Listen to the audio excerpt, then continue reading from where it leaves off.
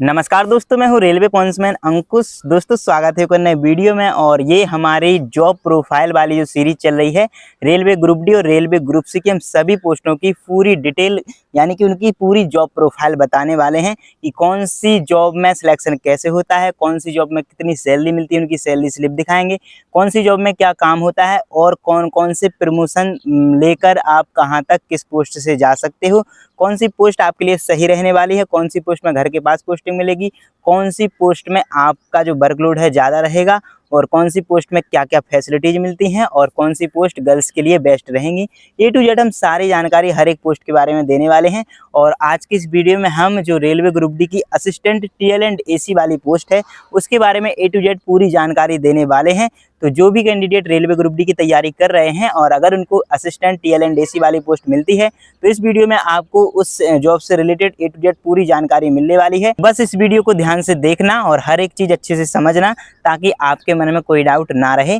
और अगर इससे पहले अगर चैनल को सब्सक्राइब नहीं किया है तो सब्सक्राइब जरूर कर लेना। चलिए शुरू करते हैं और सबसे पहले हम चलते हैं अपनी स्क्रीन पर। तो देखिए हमारी स्क्रीन पे आपको दिख रहा होगा कि असिस्टेंट टीएलएनडीसी के बारे में हमने सारी चीज़ें यहाँ पे लिख ली हैं और पीडीएफ बना ली है।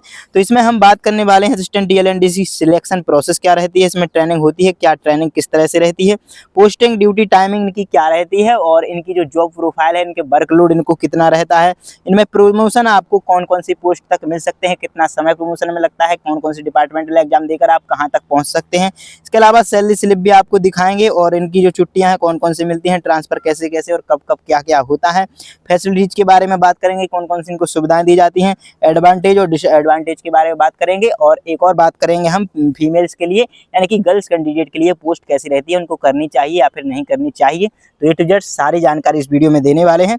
तो चलिए शुरू करते हैं। सबसे पहले हम देखते हैं जो रेलवे ग्रुप डी के असिस्टेंट टीएल एंड एसी वाली पोस्ट है, इसकी सिलेक्शन प्रोसेस क्या रहती है यानी कि चयन प्रक्रिया क्या रहती है। तो देखो सबसे पहले आपको रेलवे ग्रुप डी की वैकेंसी देखने को मिलती है जो कि रेलवे अब हर साल निकालता है। तो जैसे ही वैकेंसी निकलती है उसमें आपको ऑनलाइन फॉर्म अप्लाई करना होता है। जैसे ही आपका ऑनलाइन फॉर्म अप्लाई हो जाता है इसमें आपकी योग्यता 10th पास मांगी जाती है, एज लिमिट 18 से 33 साल मांगी जाती है। 18 से 33 साल में आप ओबीसी हैं तो 3 साल का और रिलैक्सेशन मिल जाएगा और अगर SC ST हैं तो 5 साल का एक्स्ट्रा मिल जाएगा। जैसे ही आप अप्लाई करते हैं तो फिर आपका लगभग 3 से 4 महीने में CBT एग्जाम कराया जाता है।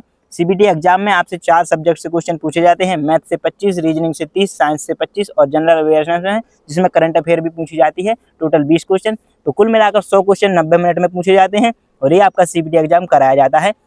जैसे ही आपका CBT एग्जाम हो जाता है तो फिर आपकी एक PET के लिए कट ऑफ निकाली जाती है यानी कि रिजल्ट आता है और अगर आपका नाम उसमें आ जाता है तो फिर आपका कराया जाता है PET टेस्ट, जिसमें जो फीमेल कैंडिडेट होते हैं उनको सबसे पहले 100 मीटर की रनिंग 35 किलो का वजन लेकर चलना होता है 2 मिनट के अंदर। अगर आप इसमें पास हो जाते हैं तो फिर 1000 मीटर की रनिंग कराई जाती है जो कि 4 मिनट 15 सेकंड के अंदर आपको पूरी करनी होती है। वहीं अगर आप फीमेल कैंडिडेट हैं तो फिर आपको 2 मिनट के अंदर 100 मीटर 20 किलो का वजन लेकर चलना होगा। इसमें पास हो जाते हैं तो फिर 1000 मीटर की रनिंग 5 मिनट 40 सेकंड के अंदर आपको पूरी करनी होगी। इसमें अगर आप पास हो जाते हैं तो फिर से एक फाइनल कट ऑफ बनाई जाती है। फाइनल कट ऑफ बनाई जाती है उसमें अगर आपका नाम आ जाता है तो फिर आपका डॉक्यूमेंट वेरिफिकेशन कराया जाता है। उसके बाद आपका जो है मेडिकल टेस्ट अगले ही दिन कराया जाता है और इसका जो मेडिकल टेस्ट है ये B1 स्टैंडर्ड वाली पोस्ट है। तो आपका जो मेडिकल स्टैंडर्ड है वो B1 होना चाहिए यानी कि 6/12 आपकी आंखें होनी चाहिए।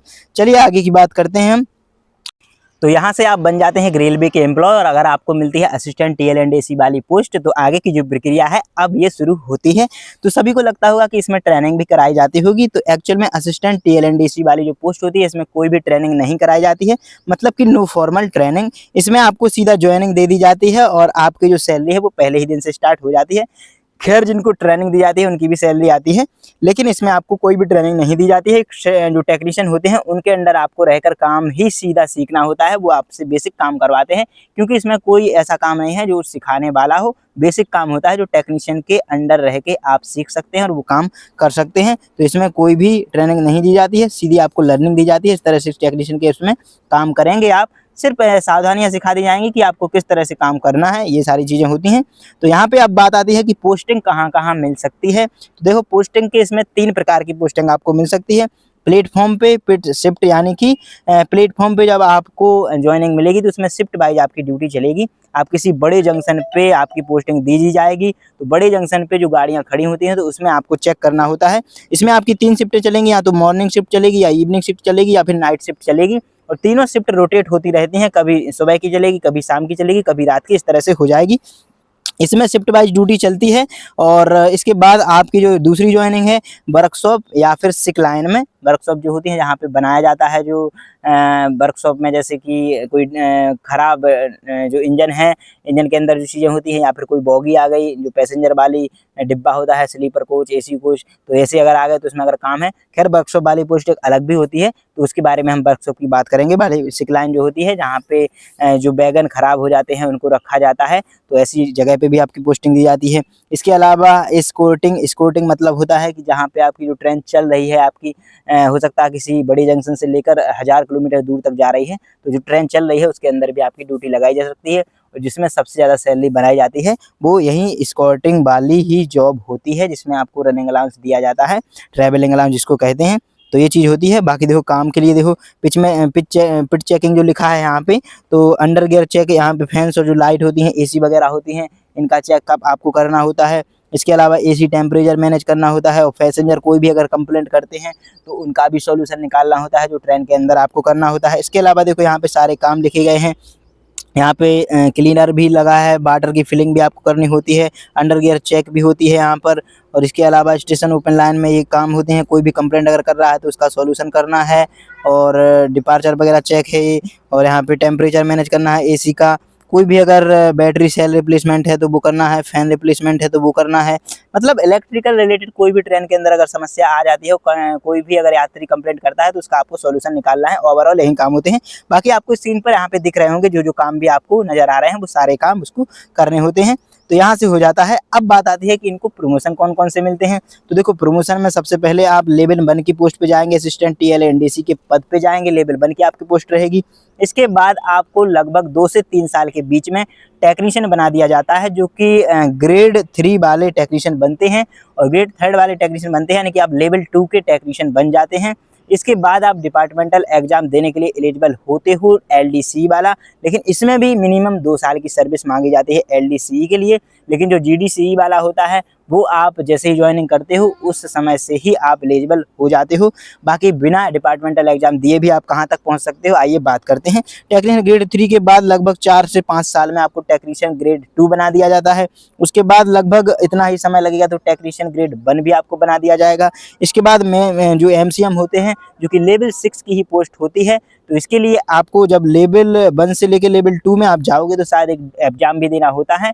तो एग्जाम जब दोगे, जब जाके आपको टेक्नीशियन 2 बनाया जाएगा, एक बेसिक सा एग्जाम आपसे लिया जाता है, जो कि आप काम करते हुए जो चीज़ें करते हो उसी के बारे में पूछ लिया जाएगा इंटरव्यू टाइप से, और आपका जो है प्रमोशन कर दिया जाएगा। और यहाँ पे आप MCM बिना किसी डिपार्टमेंटल एग्जाम को देकर MCM तक पहुँच सकते हो। अब बात आती है अगर आपको डायरेक्ट सीधी छलांग मारनी हो, लेवल 2 से लेकर डायरेक्ट लेवल 6 में जाना हो, तो इसके लिए देखो आपके पास एक तो GDC का ऑप्शन होता है और एक LDCE का ऑप्शन होता है।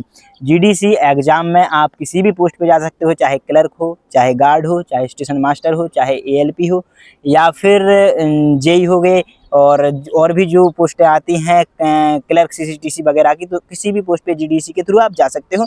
उसके लिए आपके पास मिनिमम क्वालिफिकेशन होनी चाहिए, जो कि डायरेक्ट भर्ती में भी आपसे मांगी जाती है।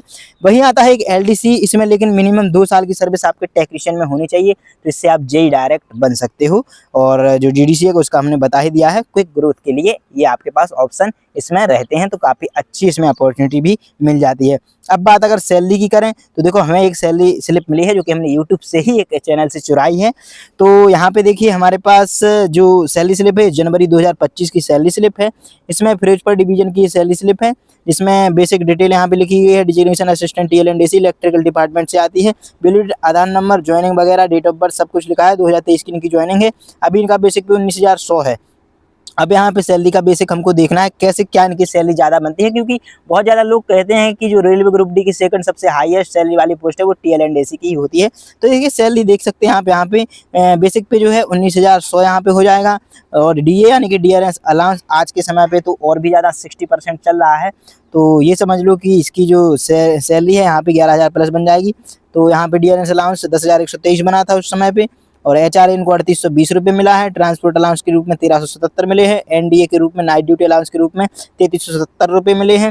और NHA यानी कि नेशनल हॉलीडे 2 पड़े होंगे तो 960 मिल गए हैं। ये है ट्रैवलिंग अलाउंस 8750 जो कि मिला है, और इसी से सैलरी बहुत ज़्यादा इंक्रीज भी हो जाती है। अगर इन सभी को जोड़ा जाए तो यहाँ पे सैलरी होती है 47,500। इसमें कुछ कटौती हो जाती है।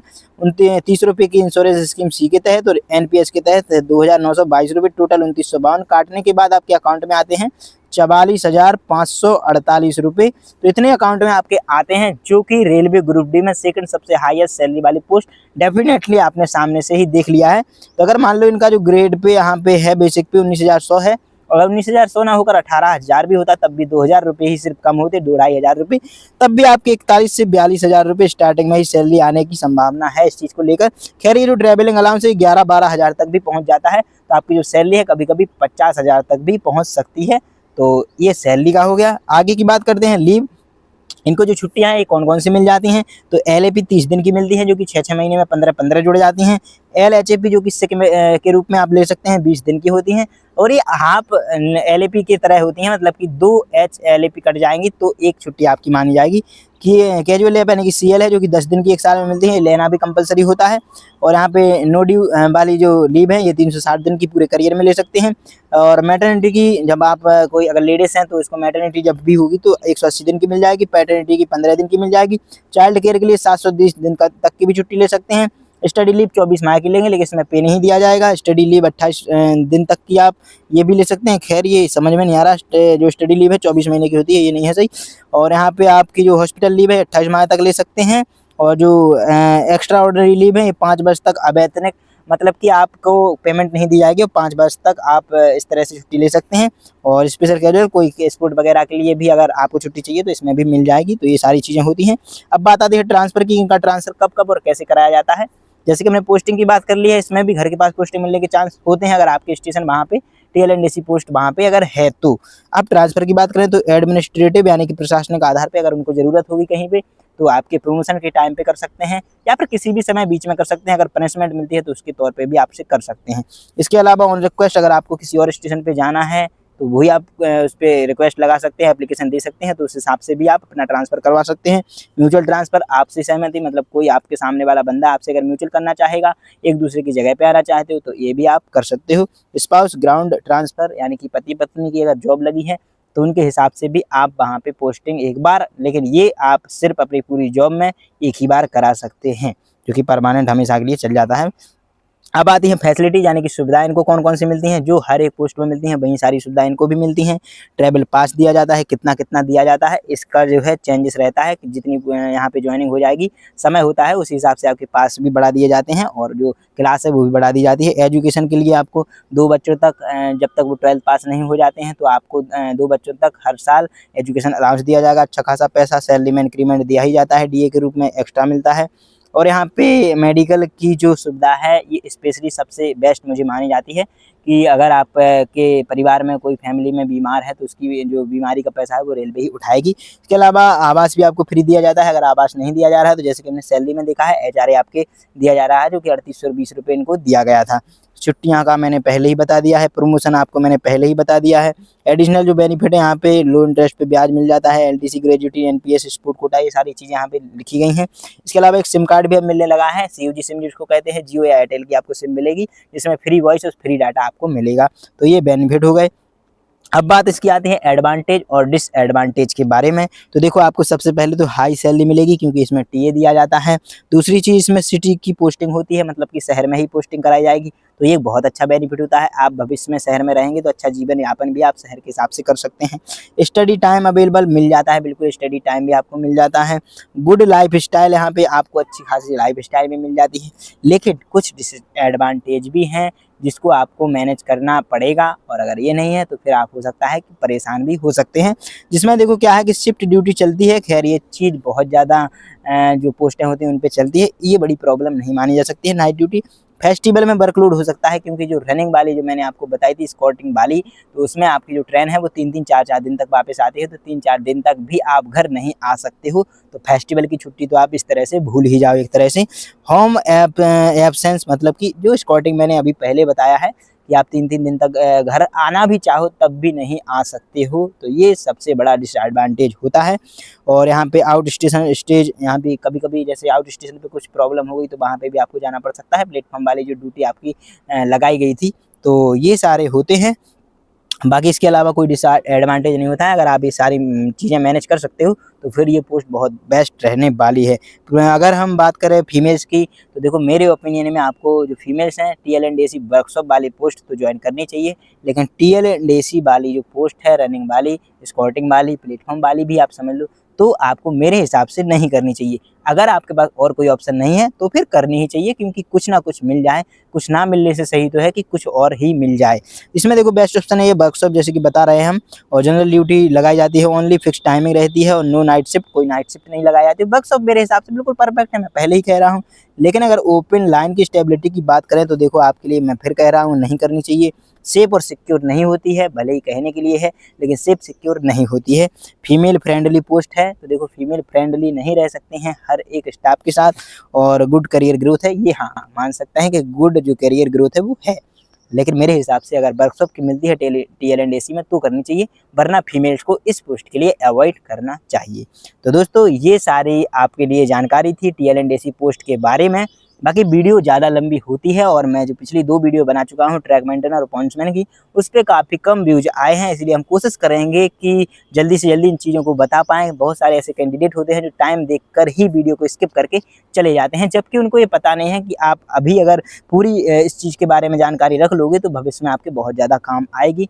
तो ये थी आज की रेलवे ग्रुप डी की टीएल&एसी वाली पोस्ट के बारे में पूरी जानकारी। उम्मीद है कि आपको ये वीडियो इन्फॉर्मेटिव लगी होगी और वीडियो पसंद आई होगी। वीडियो पसंद आई है तो वीडियो को लाइक करके उन सभी दोस्तों के साथ वीडियो शेयर कर देना। चलिए फिर मिलते हैं अगली वीडियो में, तब तक के लिए नमस्कार, धन्यवाद।